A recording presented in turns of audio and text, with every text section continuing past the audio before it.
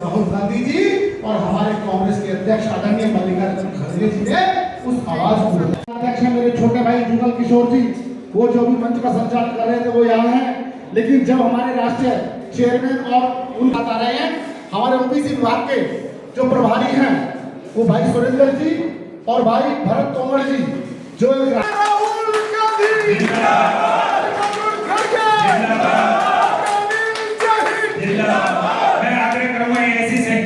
बघेल साहब का भी स्वागत करेंगे। सौदो राजन भाई सौदो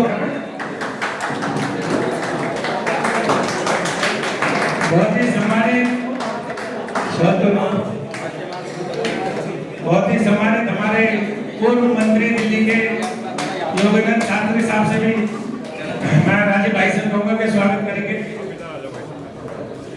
तालियां बजाते रहना जो हमारे साथी अतिथि को जो स्वागत होगा।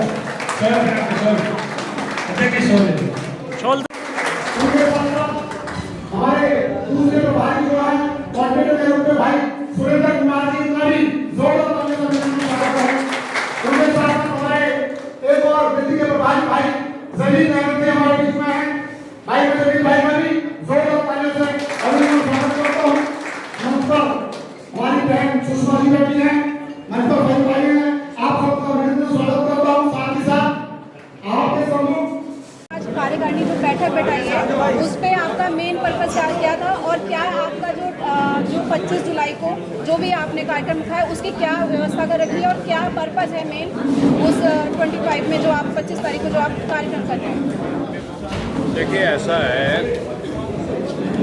कि आज की बैठक का मकसद सिर्फ इतना है कि एक समय में हमारे देश की आज़ादी की लड़ाई हुई थी और उसके बाद संविधान बना था और एक पॉलिटिकल इक्वलिटी आई, one man one vote equal value. लेकिन बाबा साहब ने 25 नवंबर 1949 को जब संविधान देश को अर्पित किया उससे पहले पूर्व संध्या पे ये बात कही थी कि पॉलिटिकल इक्वलिटी तो इस संविधान से आ जाएगी, लेकिन जब तक देश में सामाजिक, आर्थिक, शैक्षणिक समता नहीं होगी ये देश बनेगा नहीं। और यही बात महात्मा गांधी, पंडित जवाहरलाल नेहरू, सरदार पटेल, नेताजी सुभाष चंद्र बोस, मौलाना आजाद सभी बात को मानते थे और अपने तरीके से वो काम को शुरू किया। संक्षिप्त में अगर मैं ये बात कहूँ तो आज राहुल गांधी जी वही सामाजिक और आर्थिक समता, शैक्षणिक समता की लड़ाई को लड़ रहे हैं और एक किस्म से ये दूसरी आज़ादी की लड़ाई है और इसमें कांग्रेस पार्टी का एक एक कार्यकर्ता लड़ रहा है राहुल जी के साथ बब्बर शेर बनकर उनके बहादुर नेतृत्व में। और इसी लड़ाई के चलते इस देश की जो मनुवादी ताकतें हैं वो राहुल जी के ऊपर अटैक कर रही हैं। कभी उनको जेल की सज़ा दी जाती है, कभी उनको गाली दी जाती है, कभी उनको हत्या की धमकियाँ मिलती है, कभी उनका सामान घर से उठा के बाहर फेंक दिया जाता है, उनकी संसद सदस्यता कैंसिल कर दी जाती है। तो ओबीसी के लोगों में जिनकी वो लड़ाई लड़ रहे हैं वो कोई निजी अपनी लड़ाई तो नहीं लड़ रहे। ओबीसी के लोगों को और ख़ास तौर पे हमारी पार्टी के जो ओबीसी के कार्यकर्ता हैं उनको विशेष तौर पे तन मन धन से पूरी ताकत से बब्बर शेर बन करके राहुल जी का समर्थन करना है। तो इसके लिए हम ये सब संगठन के लिए इस काम को, इस लड़ाई को, क्योंकि इसमें बहुत बड़ा वर्ग है देश का और हमारा मानना ये है कि देश में अगर सिर्फ 10% लोग सशक्त, समृद्ध और खुशहाल हो गए और 90% वंचित रहेंगे तो देश बनेगा नहीं, कोई भी देश नहीं बन सकता। तो इस देश के 100% लोग जो हैं वो सामाजिक, आर्थिक, शैक्षणिक रूप से बराबरी का दर्जा प्राप्त करें, मुख्य धारा में आएँ, तभी ये देश महान बनेगा, सशक्त बनेगा, समृद्ध बनेगा और प्रमुख भारत बनेगा। इसी की लड़ाई को राहुल गांधी जी के नेतृत्व में लड़ा जा रहा है, न्याय योद्धा है हमारे। तो सर ये 25 जुलाई को जो आपने ये रखा है कार्यक्रम उसमें आपने क्या व्यवस्थाएं?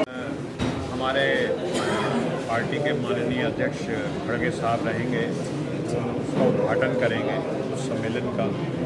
ये ओबीसी के कार्यकर्ता और नेता जो है हमारी पार्टी के उनके लिए सम्मेलन है और उसमें जो समापन भाषण होगा वो हमारे न्याय योद्धा जो लीडर ऑफ अपोजिशन है लोकसभा में राहुल गांधी जी का होगा और बीच में हमारे काफ़ी वरिष्ठ जो ओबीसी के नेता हैं पार्टी के, जैसे सिद्धारमैया जी हैं, अशोक गहलोत साहब हैं, सचिन पायलट साहब हैं, भूपेश पटेल जी, इस तरह के तमाम नेता पूरे देश के आ रहे हैं। ये राष्ट्रीय सम्मेलन है, वो अपने विचार रखेंगे और वो सारा का सारा जो सम्मेलन है हमारे ओबीसी के जो कार्यकर्ता कांग्रेस के उनको और ज़्यादा प्रबुद्ध बनाएगा, वो उनको सक्षम बनाएगा इस लड़ाई को लड़ने के लिए, देश बनाने की, देश निर्माण की लड़ाई।